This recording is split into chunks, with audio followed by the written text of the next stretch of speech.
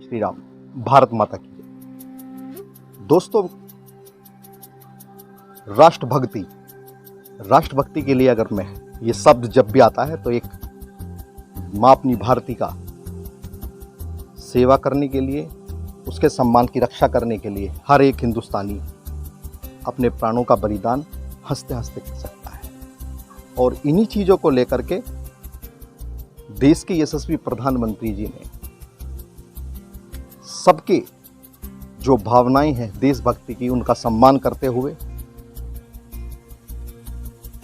एक योजना बनाई, अग्निपथ। आप देख ही रहे होंगे कि अग्निपथ में किस प्रकार से सरकार हर साल लगभग 46,000 युवाओं को नौकरी देने का, माँ भारती की सेवा करने के लिए आर्मी में ज्वाइन कराने लगे वाली है, और जिसका नाम रखा गया है अग्निपथ। लेकिन अग्निपथ को लेकर के विपक्ष द्वारा और कुछ असामाजिक तत्वों द्वारा जगह जगह उसका विरोध किया जा रहा है। अब मैं उन लोगों से पूछना चाहता हूं कि जिस उम्र में हम लोग, क्योंकि 17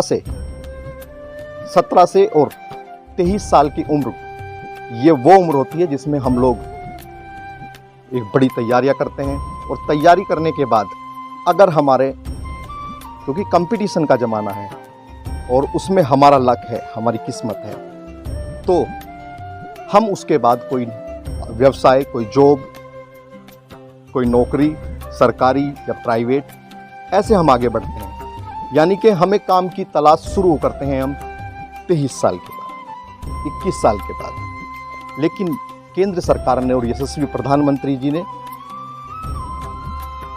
समस्त भारतीयों की भावनाओं, राष्ट्रभक्ति भावनाओं को ध्यान में रखते हुए ये योजना बनाई, और योजना के अंतर्गत वो 17 से 21 साल पहले था, लेकिन अब 23 साल कर दिए गए, समय कर दिया गया है। उन्हें आर्मी में लिया जाएगा। आर्मी में लेने के बाद उन्होंने शर्त रखी है कि 25% लोग, जो लोग रखे जाएंगे उसके 25% यानी कि चौथा हिस्सा वो परमानेंट कर ले जाएगा, उसके कार्य के आधार पर कि उसने अपनी नौकरी किस तरीके से की है। और उसमें एक दिया गया है पूरी डिटेल्स, गूगल पर आप सर्च मार सकते हैं, PDF में भी है और सारी जानकारियां दी गई हैं। और उसके बाद 25% लोगों को परमानेंट रखा जाएगा, जो अच्छे से अपनी ड्यूटी निभाएंगे, अपना कर्तव्य अच्छे से पूरा करेंगे।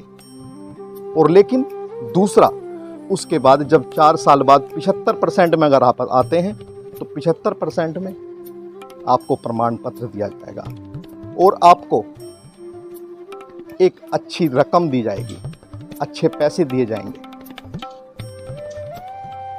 और फिर जब आप इससे 75% में अगर आप आते हैं, अगर 15% में आप आते हैं तो परमानेंट हैं, और 75% में आते हैं, जिस उम्र में हमें नौकरी की तलाश थी उसमें हम उम्र अपनी नौकरी करके 4 साल माँ भारती की सेवा करके हम दूसरी जॉब के लिए अब आगे आए हैं, और हमारे पास एक अच्छी मोटी रकम है जो हमें सरकार द्वारा दी जाएगी 4 साल की सेवा करने। उसके बाद 75% में CRPF, अर्धसैनिक बल, पैरामिलिट्री जैसी फोर्सें, इनमें उन लोगों को, क्योंकि ट्रेनिंग मिली हुई होगी, तो उन लोगों को उसमें रखा जाएगा। अगर सोच लीजिए कि आप उसमें भी नहीं रखे जाते हैं, आपके अंदर कोई ऐसी कमी पाई जाती है, आप कहीं भी किसी कारणवश नहीं उसमें सिलेक्ट किए जाते हैं, तो उसके बाद उत्तर प्रदेश पुलिस, उत्तराखंड पुलिस, यानी कि पुलिस में जाएंगे। और सारी चीज़ छोड़ दीजिए, आप ये मान के रखिए कि अगर आप इन सब में भी कोई काम नहीं कर पा रहे हैं, तो आपके पास जो रकम है, जो सरकार ने आपको सेवा पूर्ण करने के बाद जो आपको राशि दी थी, उस राशि से आप अपना व्यापार भी कर सकते हैं। तो मुझे तो नहीं लगता, मैं उस देश का वासी हूं, ये मेरे लिए सौभाग्य की बात है, और मैं देश के प्रधानमंत्री को दिल से सैल्यूट करता हूं इस योजना के लिए कि माँ भारती की सेवा करने के लिए आपने सबको मौका दिया। ये एक नया भारत जो मजबूत होगा, क्योंकि जब ट्रेनिंग मिलेगी तो देश का बच्चा बच्चा अपनी माँ भारती की सेवा करेगा। और मैं उस देश का वासी हूँ जहाँ पर मैं क्रांतिकारियों का वंशज हूँ, मैं देशभक्तों का वंशज हूँ। हम तो अपनी माँ भारती के लिए प्राणों का बलिदान भी हंसते हंसते दे देते हैं। लेकिन आज आप देख रहे होंगे कि सड़कों पर कैसे एक झूठ फैलाकर इस योजना का एक दुष्प्रचार किया जा रहा है।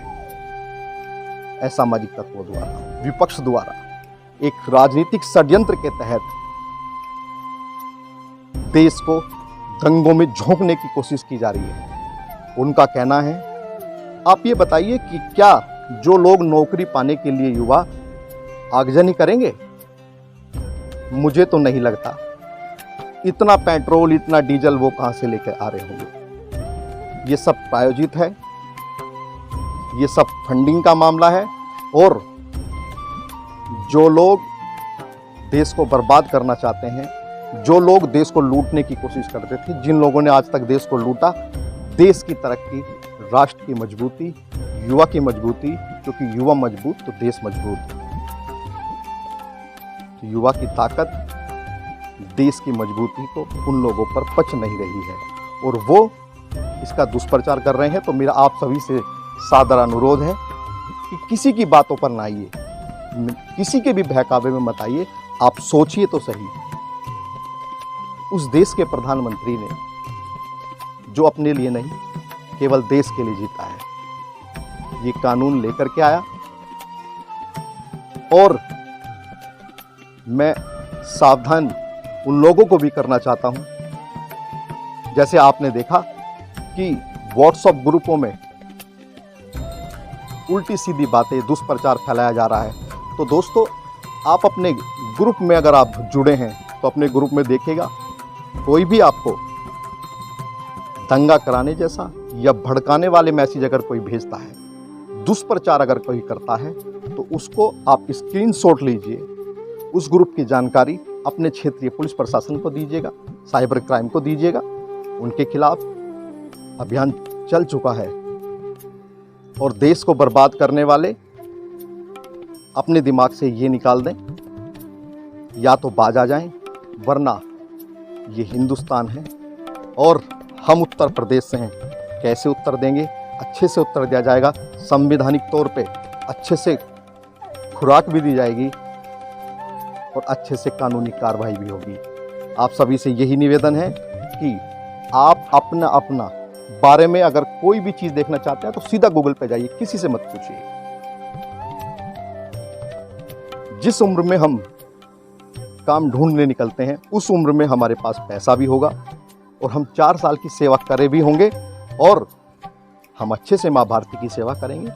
हम उन 25% में आ जाएंगे। तो दुष्प्रचार से दूर रहिए। कहीं भी आपको कुछ अलग लगे कि कोई देश को बर्बाद करना चाहता है, तो उसकी जानकारी आप ट्विटर के माध्यम से, अपने साइबर साइटों के माध्यम से या अपने क्षेत्रीय पुलिस प्रशासन, उप जिलाधिकारी, एसडीएम महोदय को दीजिएगा। देश को सुरक्षित रखना, खुशहाल रखना और मजबूत करना, ये हमारा कर्तव्य है, ये हमारी ड्यूटी है। क्योंकि हम सब कुछ बाद में है, पहले भारतीय हैं। राष्ट्र सर्वोपरि है। देश के दुश्मन के मंसूबे कभी पूरे नहीं होंगे। देश जलाते हैं, देश की जनता सब कुछ देखे, आप झूठा षड्यंत्र रचकर लोगों को बरगला करके और भड़काऊ संदेश भेज करके, उल्टी सीधे बातें करके आप देश को बर्बाद करने की कोशिश कर रहे हैं। लेकिन ये आपके मंसूबे हम भारतीय, हम राष्ट्रभक्तों के होते, भारत के राष्ट्रभक्तों, शेरों के होते आप कर नहीं सकते। आप सभी से यही निवेदन है। जय हिंद, जय भारत।